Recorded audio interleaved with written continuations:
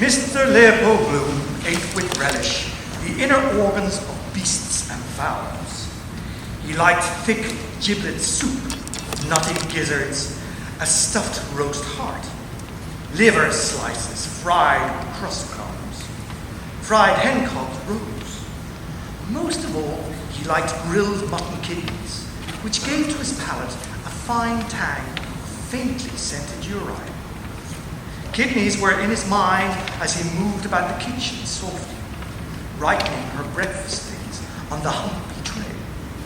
Gelid light and air were in the kitchen, but out of doors, a gentle summer morning everywhere made him feel a bit peckish. The coals were reddening. Another slice of bread and butter, 3, 4, right. She didn't like her plate full, right. He turned from the tray, lifted the kettle off the hob, and set it sideways on the fire. It sat there, dull and squat, its spout stuck out. Cup of tea soon. Good. Mouth dry. The cat walked stiffly round a leg of the table, with tail on high. Oh, there you are. The cat mewed in answer and stalked again, stiffly round the leg of the table, mewing. Just how she stalks over my writing table. Scratch my head. Mr. Bloom watched curiously. Kindly, the lithe black form, clean to see, the gloss of her silk hide, the white button under the butt of her tail, the green flashing eyes. He bent down to her, his hands on his knees. Milk for pussins?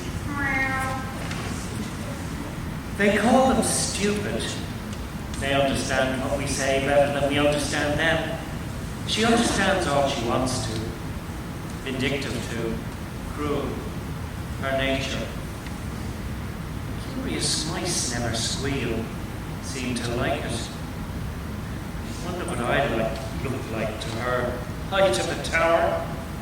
No. She can jump me. Afraid of the chickens, she is. Afraid of the chuk-chuks. I never saw such a stupid pussins as the pussins.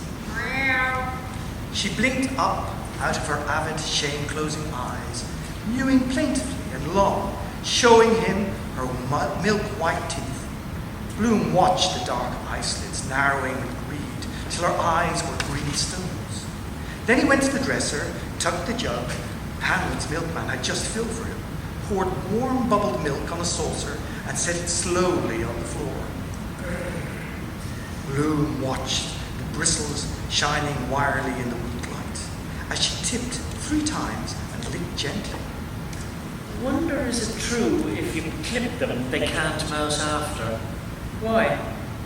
They shine in the dark, perhaps the tips. What kind of feelers in the dark, perhaps? On quietly creaky boots, he went up the staircase to the hall, paused by the bedroom door. She might like something tasty. Thin bread and butter she likes in the morning. You don't want anything for breakfast? A sleepy, soft grunt answered. No, she didn't want anything. He heard then a warm, heavy sigh, softer, as she turned over, and the loose brass quots of the bedstead jingles. Must get those settled, really. Pity. All the way from Gibraltar. Forgotten any bit of Spanish she knew. Wonder what her father gave for it. Old style. Ah, yes, of course. Bought it at the governor's auction. Got a short knock. Hard as nails at a bargain, old Tweedy. Yes, sir. And Plevna that was. I rose from the ranks, sir, and I'm proud of it. Still, he had brains enough to make that corner in stamps. Now that was farcy. Oldie, who are the letters for? A letter from me from Millie, and a card to you, and a letter for you. Do you want it lined up? That do? Hurry up with that tea, I'm parched. The kettle is boiling. Oldie, What? scald the teapot. On the boil, sure enough, a plume of steam from the spout. He scalded and rinsed out the teapot, and put in 4 full spoons of tea, tilting the kettle, then to let the water flow in. Having set it to draw, he took off the kettle. crushed the pan flat on the live coals, and watched the lump of butter slide and melt. While he unwrapped the kidney, the cat meowed hungrily against him. Give her too much meat, she won't mouse. Say they won't eat pork, kosher. Here.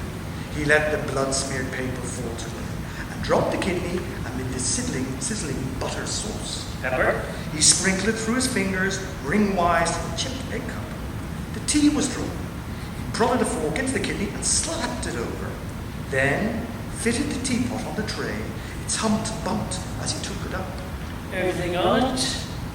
Bread and butter, 4, sugar, spoon, cream. Yes. He carried it upstairs, his thumb hooked in the teapot handle.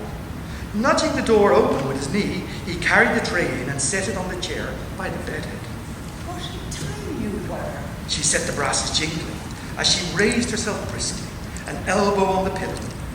He looked down on her bulk, between her large, soft bulbs, sloping within her nightdress like a she-goat's udder. The warmth of her couched body rose on the air, mingling with the fragrance of the tea she poured. Who is the letter from? Oh, Boylan, he's bringing the programme. What are you singing? Natchy Down with J.C. Doylan loves old sweet song. Would you like the window open a little? What time is the funeral? 11, I think. I didn't see the paper. Following the pointing of her finger, he took up a leg of her soiled drawers from the bed. No? Then a twisted grey garter looped around a stocking. No, that one. It must have fell down. Bloom felt here and there. He stooped and lifted the valance. The book, fallen, sprawled against the bulge of the orange-keyed chamber pot. Show here. I put a mark in it. There's a word I wanted to ask you. Metal what? Here. What does that mean? Metempsychosis. Yeah, you'll see when he's at home. Metempsychosis, it's Greek, from the Greek. That means the transmigration of souls. Oh, Lux, tell us in plain words. Did you finish it? Yes, and there's nothing smutty in it. She in love with the first fella all the time. Never read it. Do you want another? Yes, get another old Cox. Nice name he has. Metempsychosis is what the ancient Greeks called reincarnation. They used to believe it could be changed into an animal or a tree, for instance. What they called nymphs, for example. There's a smell of burn. Did you leave anything on the fire? The kidney.